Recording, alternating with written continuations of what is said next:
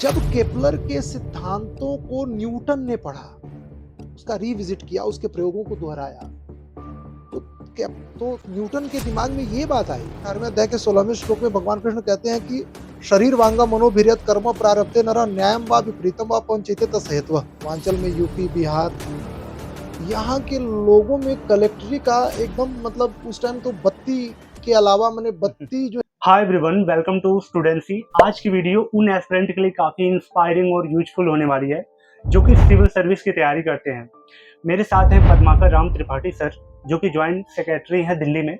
आइए इनसे detail discuss करेंगे इनकी जर्नी के बारे में और साथ ही इनके एक्सपीरियंस के बारे में। तो सर, पहले तो स्वागत है आपका चैनल पे। आप अपने बारे में सर थोड़ा सा ब्रीफ जानकारी दें कि आपका बैकग्राउंड, मीडियम और उस समय क्या रहा और आप कहाँ से आते हैं।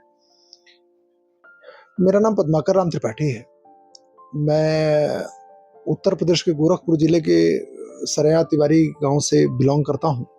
आई am 2011 batch civil servant and currently I am posted as joint secretary in Delhi government. जो पोस्ट आपकी जॉइंट सेक्रेटरी थी, तो ये काम क्या होता है उनका, थोड़ा अगर बताना चाहें आप। सरकार की नीतियों का क्रियान्वयन एक सिविल सर्वेंट का काम है कि जो विधायिका ने जो कानून बनाया है वो चाहे ज्वाइंट सेक्रेटरी हो चाहे स्पेशल सेक्रेटरी हो, उसका काम होता है कि विधायिका के बनाए विधान को लागू करना, उनका क्रियान्वयन करना, ताकि वो लास्ट व्यक्ति जो भारत के लोकतंत्र का मशाल उठाए हुए है, सरकारी योजनाओं का लाभ, सरकार की ताकत को वो महसूस कर पाए।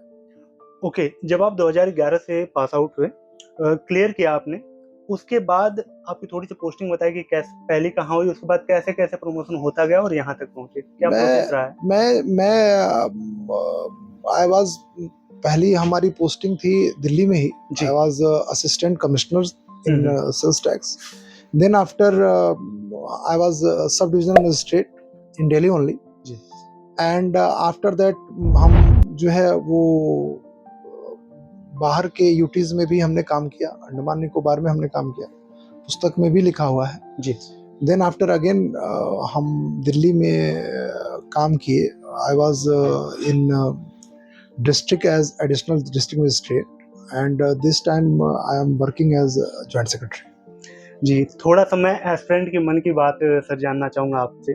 जब आप एस्पिरेंट थे और आज एक ऑफिसर आप हैं, जो ख्वाब देखा था आपने एस्पिरेंट लाइफ में, क्या उस तरीके से आप जी पाए या फिर बहुत चैलेंजिंग रहा ये आपका सर्विस। देखिए, सर्विस जो है जो ख्वाब था, हम ये कहेंगे कि सिलेक्ट होने से पहले हमको परीक्षा के बारे में ज्यादा मालूम था। सर्विस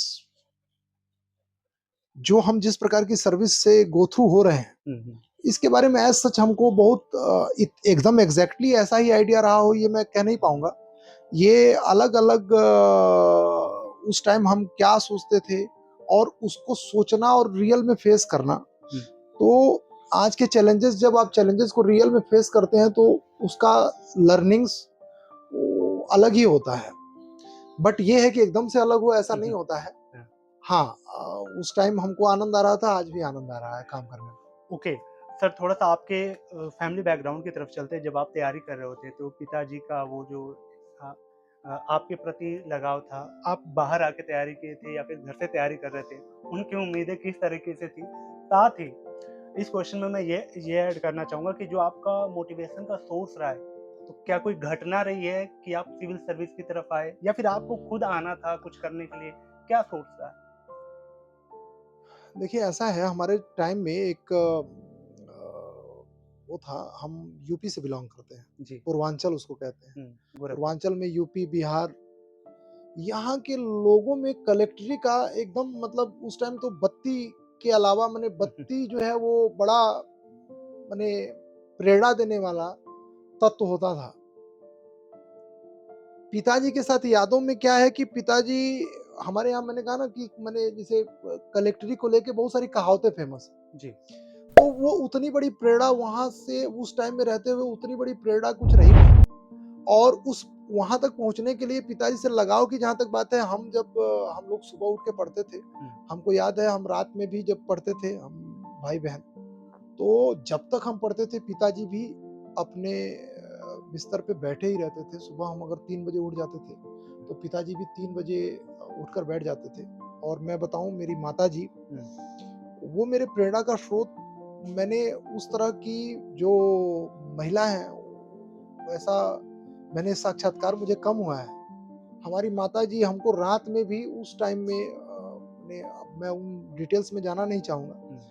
माताजी ने माने पिताजी बैठे रहते थे और माताजी रात में 2-2 3-3 बार पराठा बना के खिलाना, दिन में दोपहर में बनाना, तमाम सारा माने उन मुश्किलों का। तो वो वैसे माँ-बाप जब मिलते हैं तो बड़ा सौभाग्य होता है। और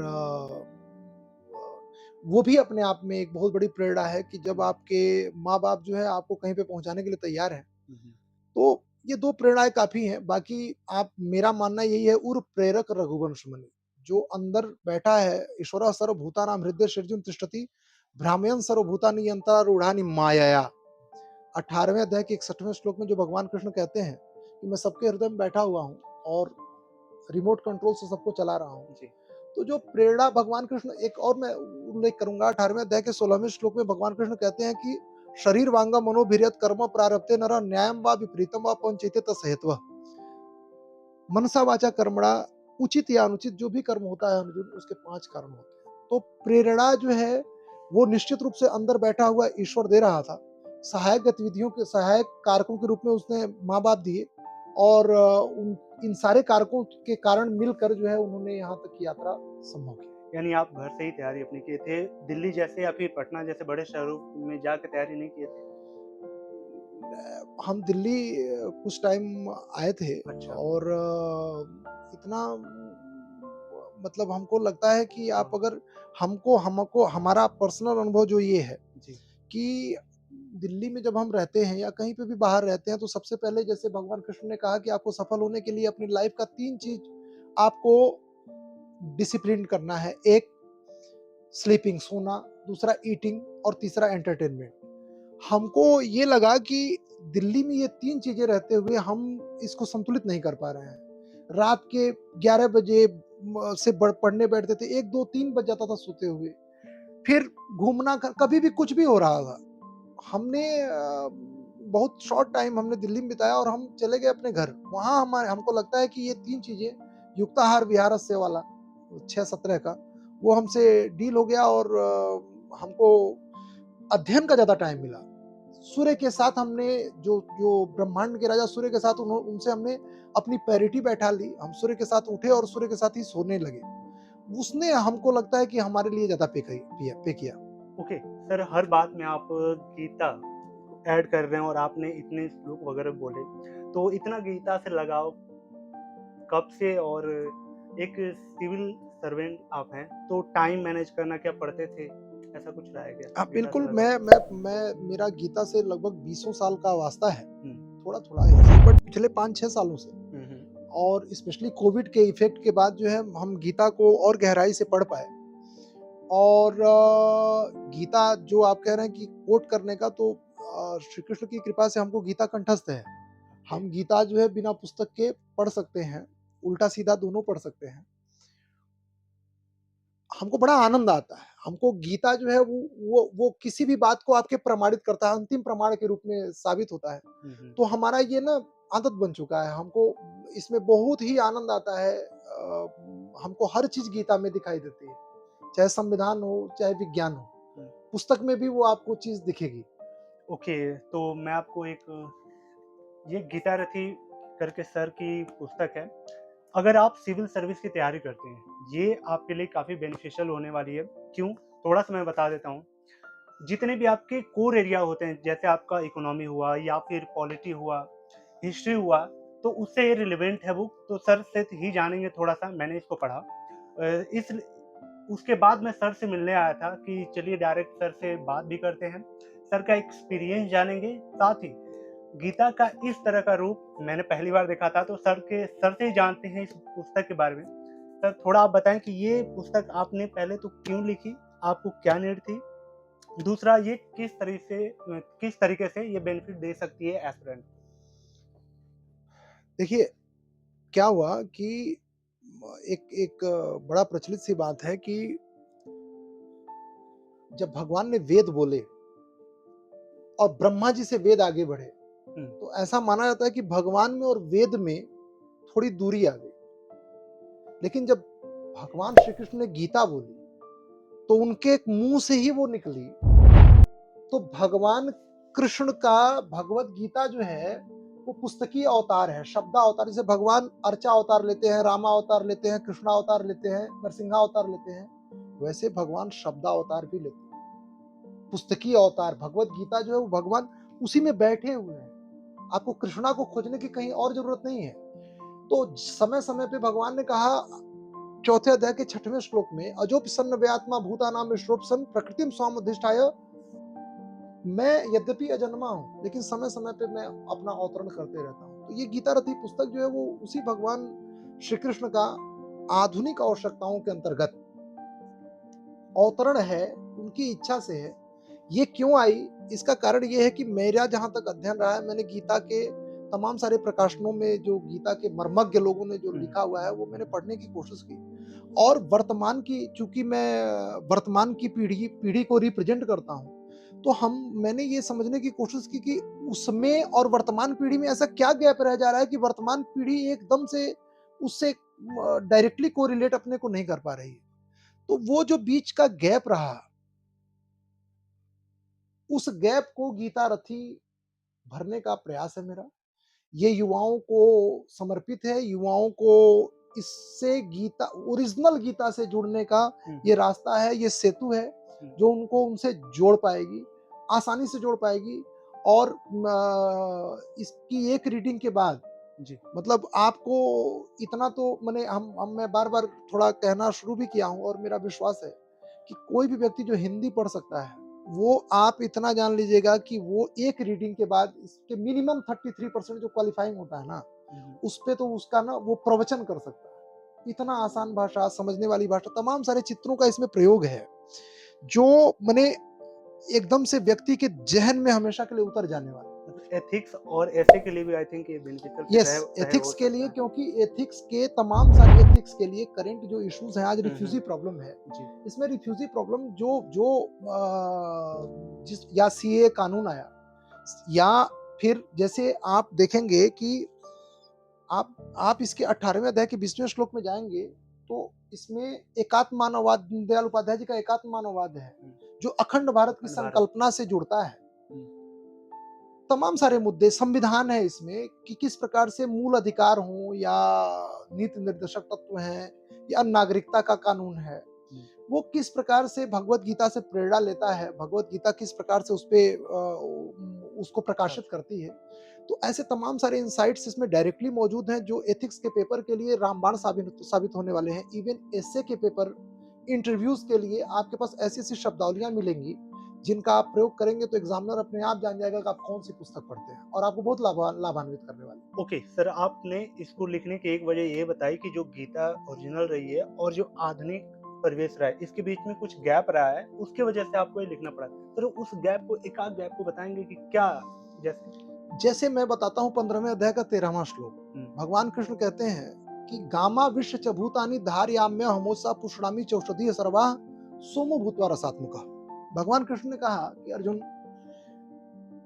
मैंने तमाम सारे ग्रह, उपग्रह, नक्षत्र, तारे बनाए, गामा विश्व च भूतानि धारयाम्य हमोसा, और मैं उसमें प्रवेश करके अपनी शक्ति से उनको थामे हुए हूं, तभी वो अपने अपने कक्षाओं में चक्कर लगा रहे हैं। देखिए हम पृथ्वी जिस धरती बैठे हैं, ये भी तो चक्कर ही लगा रही है ना सूर्य क्या, नवग्रह। तैत्तिरीय उपनिषद के 2:6 में भी संदर्भ आया है, तत्सृष्ट्वा तदेवानुप्राविशत। भगवान ने इस सृष्टि की रचना की और उसमें प्रविष्ट हो गए। अब ये हुआ गीता का ज्ञान। आप पढ़ लेंगे, जो पूर्व के प्रचलित ग्रंथ है आप उनको पढ़ लेंगे, आपको हाँ ठीक है, इतना भी समझ में आ जाए तो ठीक है। बट क्या इसका हमारे वर्तमान शिक्षा पद्धति में, वर्तमान जिस सिस्टम में हम विश्वास करते हैं, इसका कहीं पे कोई उपयोग है? तो आपको गीता रथी में ये मिलेगा कि एक बड़े महान वैज्ञानिक हुए केपलर। केपलर ने ग्रहों के, उनके कक्षाओं में घूमने से संबंधित 3 सिद्धांत, जैसे एक सिद्धांत उनका था कि जो ग्रह सूर्य के जितने नजदीक रहेगा वो सूर्य का उतना तेजी से चक्कर लगाएगा, जो दूर रहेगा वो उतना धीरे धीरे लगाएगा। इसलिए आप देखिए कि जो ग्रह दूर होते हैं उनका दिन और रात बहुत बड़ा बड़ा होता है। जब केपलर के सिद्धांतों को न्यूटन ने पढ़ा, उसका रिविजिट किया, उसके प्रयोगों को दोहराया, तो न्यूटन के दिमाग में ये बात आई कि इन्होंने बता तो दिया कि ये चक्कर लगा रहे हैं, ऐसे ऐसे चक्कर लगा रहे हैं, लेकिन उनको ये आश्चर्य हुआ कि हवा में या निर्वात में ये सारे ग्रह गिरते क्यों नहीं है, नीचे टंगे कैसे हुए हैं, एक निश्चित कक्षा में निश्चित गति से ही चक्कर लगा रहे हैं, इनको कौन सी ऐसी शक्ति है जो इनको थामे हुए है। तो न्यूटन ने फिर अपना निष्कर्ष अदृश्य गुरुत्वाकर्षण शक्ति का दिया, ग्रेविटेशनल फोर्स का, कि एक अदृश्य गुरुत्वाकर्षण शक्ति है जो इनको कक्षाओं से गिरने नहीं देता, थामे रखता है, एकदम डेफिनेट दूरी पे थामे रखता है।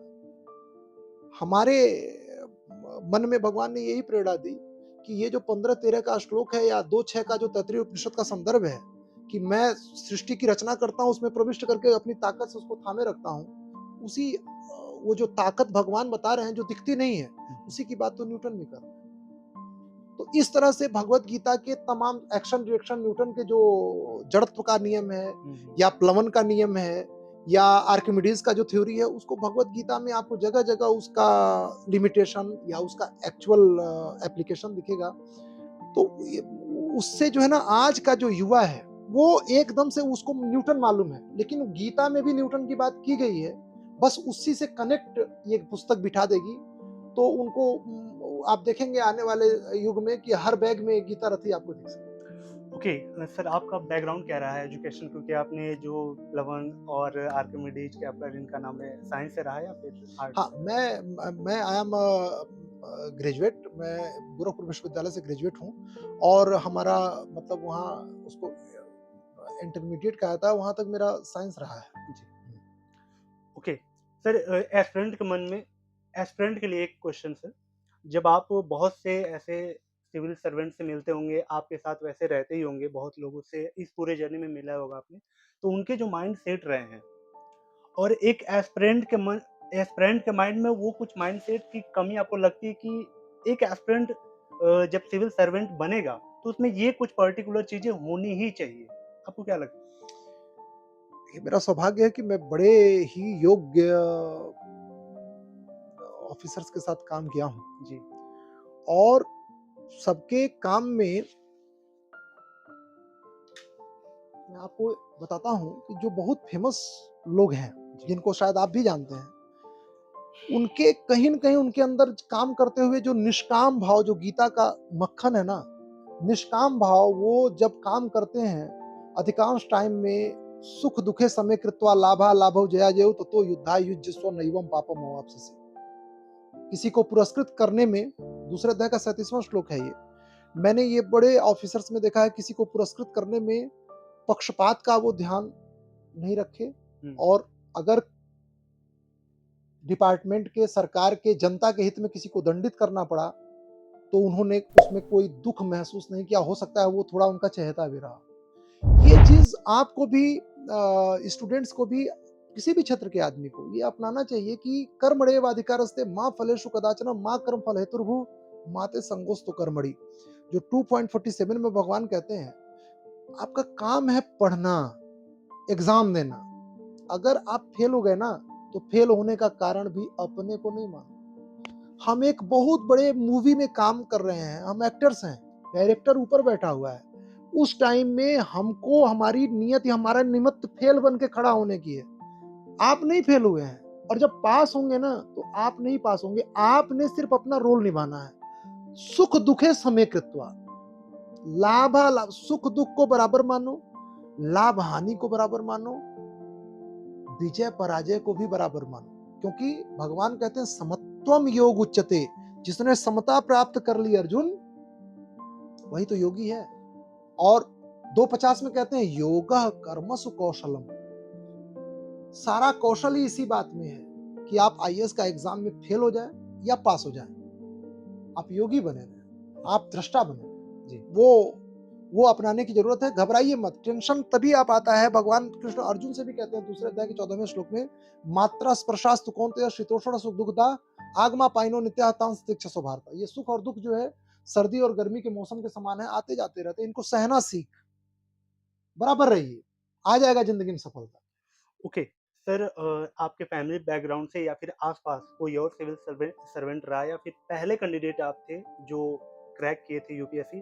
साथ ही उस दिन का थोड़ा सा अगर आपको मोमेंट याद हो जब रिजल्ट आया था, घटना क्या ये बड़ी पुरानी बात हो गई। अब क्या है कि याद है? अब बिल्कुल याद है, लेकिन अब ये है कि मैं आपको एकदम रियल बताऊं कि किसी टाइम में हमको लगता था कि यूपीएससी क्वालिफाई कर ली, अब तो जीवन में कुछ शेष नहीं है। हम्म, लेकिन अब ये जब से हमको भगवान कहते हैं दूसरे अध्याय के 59वें श्लोक में, विषया विनिवर्तन्ते निराहार सदेहिनः रस वर्जम रसोप्य सपरम दृष्ट्वा निवर्तते।